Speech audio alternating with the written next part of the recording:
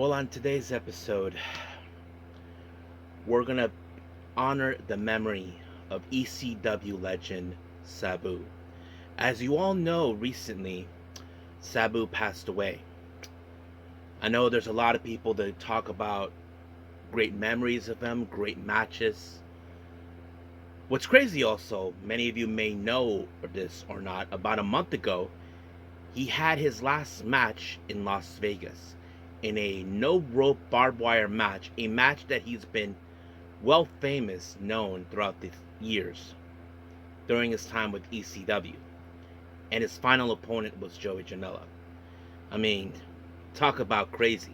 Like, he started out that way and now he ended it that way. And a month later, he was gone.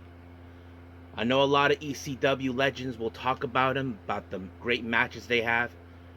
We all probably will remember him. So Sabu, thank you for the amazing memories you gave us during your career. I know some things are crazy. No one will ever replace you in this world of wrestling that we know of. Many people can try to imitate you, but you are a one original legend. You will be missed, but never forgotten. Rest in peace, Sabu.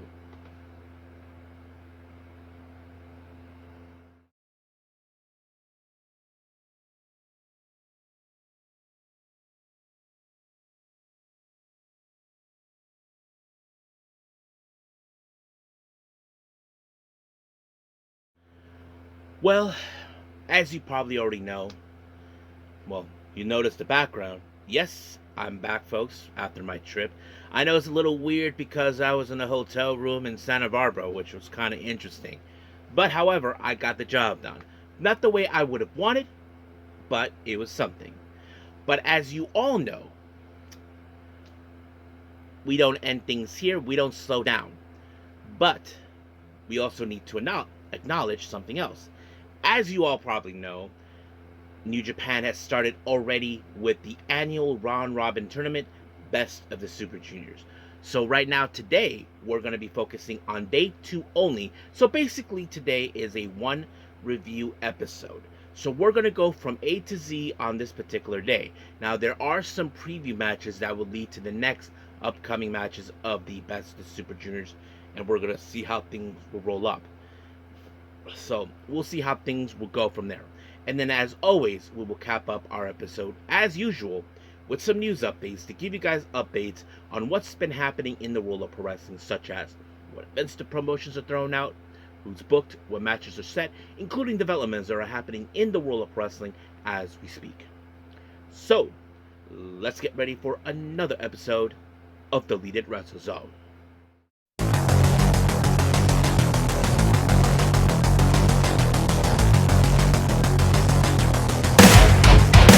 Are you ready?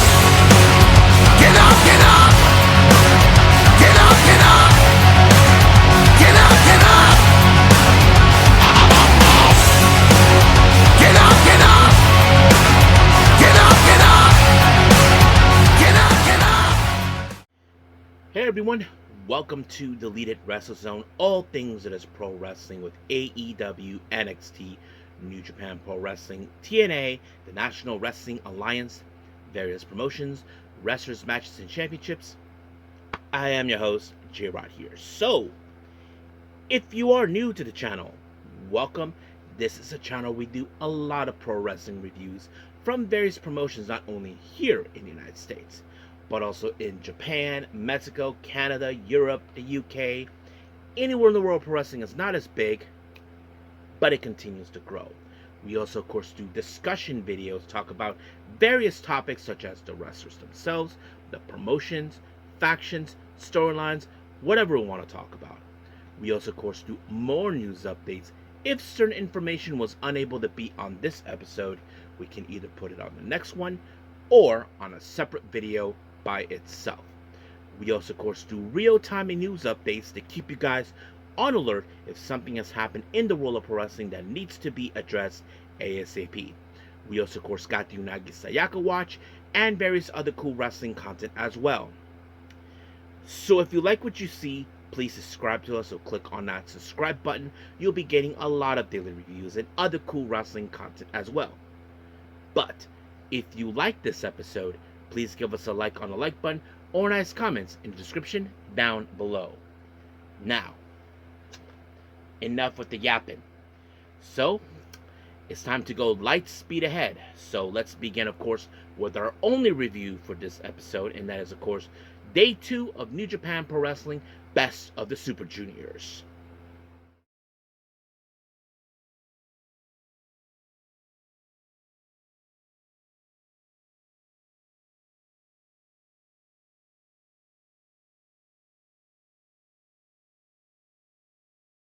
Okay, Best of the Super Juniors by New Japan Pro Wrestling. We are now in Day 2. Now, for those who are new to the channel, if you have not seen the previous one that I did, which was Day 1, let me give you a brief recap what is, of course, Best of the Super Juniors. Best of the Super Juniors is an annual round-robin tournament, not elimination tournament, a round-robin tournament that features the best junior heavyweight wrestlers in the world. Not only in their promotion, but they bring in wrestlers from other promotions as well to participate, like AEW talent, CML talent, wherever they can find. And of course, it goes on until whoever wins get an opportunity to challenge for the IWGP Junior Heavyweight title, which the current champion is none other one of the best in the world, of course, El Desperado. So how does this system works? Well, simple. If you win a match, you get 2 points. If you lose a match, you get 0. However, if any time of course, a time limit draw or double countout or double disqualification, each opponent will get, of course, 1 point each. But however, the tricky part isn't that. The tricky part is when we get closer, there's like a certain calculations of points where, of course, if this person who's on the verge of losing, this person wins. But however, this person wins, he's move on, or another person, that sort of thing. So it gets a little confusing when we get there. But I'll keep you guys track on when we do it. Now, as you all know, on the last episode, we only did Day 1. So let's move on with Day 2, and let's talk about the 3 super tournament matches in this one. And this is pretty much preview matches for upcoming matches they will have in the future. Now, our first match, we have Katsuya Murashima. He teams up with, of course, with Dragon Dia, taking on the United Empire's Jacob Austin Young and Francisco Cara. So you can consider this one as a preview, as you probably can guess that Dragon Dia will face Francisco Cara. So that kind of sets it up. But the real question I think many of you may ask, who will get the momentum going into their upcoming match? Will it be Dragon Dia or will it be Akira? Well, the answer to that, it was Akira who built up the momentum by winning the match by applying the infamous fireball on Murashima, and just like that, 1, 2, 3, over. Now, our next match, we have Daiki Nagai teaming up with Nick Wayne to take on Shomakota and El Desperado. So you can consider this another preview match, but as you know, if Nick Wayne walks away in the win against El Desperado on their upcoming match, you know what that is. But we'll cross that bridge when we get there. But the real question I think many of you may question, even though Nick knows that he's facing one of the best junior heavyweight competitors, who will build up the momentum for their upcoming match? Will it be Nick or will it be El Desperado?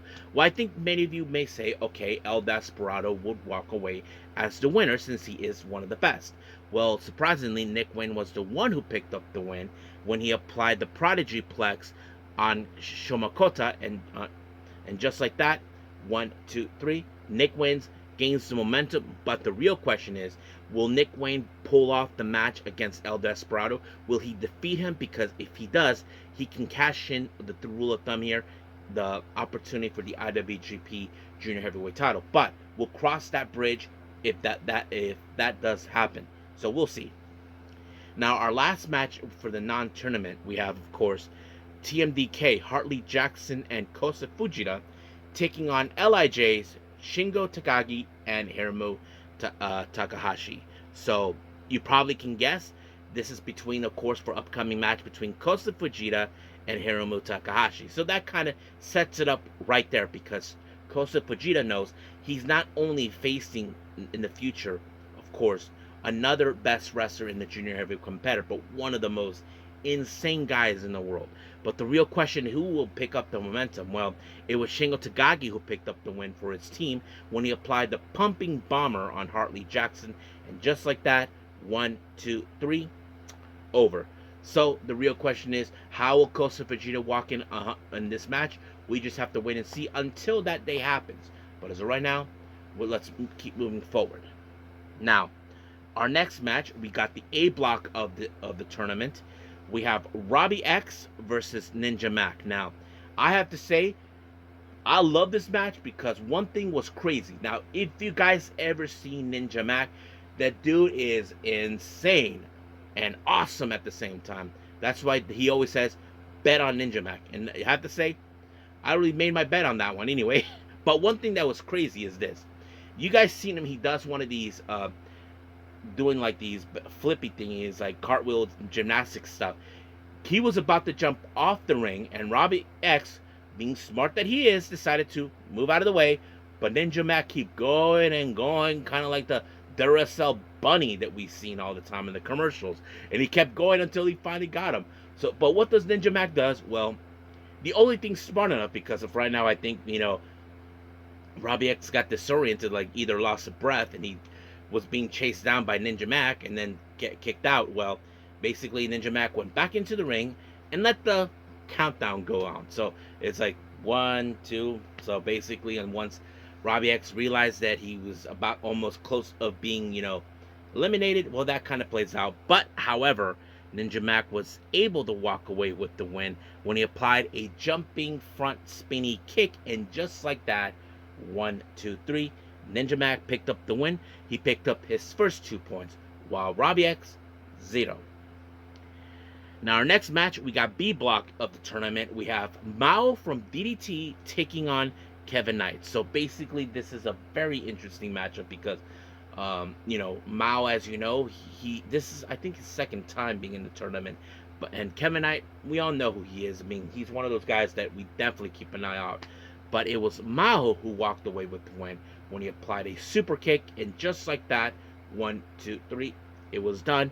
He picked up his first 2 points. Now we jump back to the A block. We have, of course, what's his name? Clark Connors versus Master Wato. So basically, you know how that is. But Clark Connors, as you know, he still has his eyes set on the IWGP Junior Heavyweight title, which he eventually lost not too long ago against El Desperado. But he faces one half of the IWGP Junior Heavyweight Tag Team Champions, Master Wato. But, however, of course, Wato was this close of winning when he had, of course, Connors in a submission, but he was able to kick out. But, however, Connors applied the no chaser on Wato, and just like that, 1, 2, 3. Clark Connors picks up his next 2 points. Now, some of you may question, because I mentioned this, will he ever get an opportunity for the IWGP Junior Heavyweight Tag Team belts? Well, we just have to wait and see, because from the way I see it, I feel like he's already accomplished as a tag team. But maybe going for the Junior Heavyweight title that Despy has, that may be in his bingo card. But we will see how that rolls up. Now, our next 2 matches are part of the B block, so we'll get into that. Our next match, well, these 2 guys know too well during their time with Chaos. We have the Sniper of the Sky, Yo, taking on, Robbie Eagles versus Yo. Now, for those who I said, former members of Chaos, members from Chaos, Robbie Eagles, as you know, he was a member of Chaos until he was recruited by, of course, Zack Sabre Jr. to join TMDK. So it's interesting, but not too long ago, as you know, Yo, along with Master Wato, defeated Robbie Eagles and Kosa Fujita for the IWGP Junior Heavyweight Tag Team belts during Wrestling Dodaku. But now it's interesting, now they're facing off each other. But the real question is, who's going to walk out? I wasn't too sure, but it was Robbie Eagles who picked up the win when he applied the Ron Miller special, and just like that, Yo had no choice but to tap out. And just like that, it was completely over. So Robbie Eagles gets his first 2 points. He's currently right now with 2 points. Now, our main event, we have Taiji Ishimori taking on Ryusuke Taguchi. Now, of course, Taguchi, we all know, he is the kind of guy who likes to have a little bit of fun, use the hip attack. But Taiji Ishimori, he is the kind of guy who is in it for no BS, but it's all about kicking ass. But some of you may think, okay, Ishimori might most likely could win, but Taiji Ishimori was able to pick up the win when Ryusuke Taguchi was able to pick up the win, surprisingly, when he forced Ishimori to tap out, when he applied the ankle lock, and just like that, Taguchi picks up his first 2 points. So we'll see how things roll up with that. But as you know, we are still early in the entire tournament, so we'll see what happens down the road. But as of right now, we are officially done with all the reviews.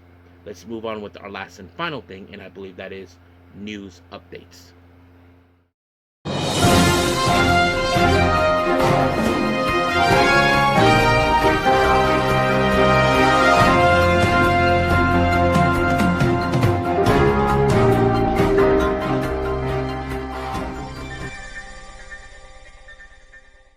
Okay, so welcome to our news updates. Now, as always, we'll begin with our upcoming events. Well, we only have Wrestling Revolver updates for 2 events.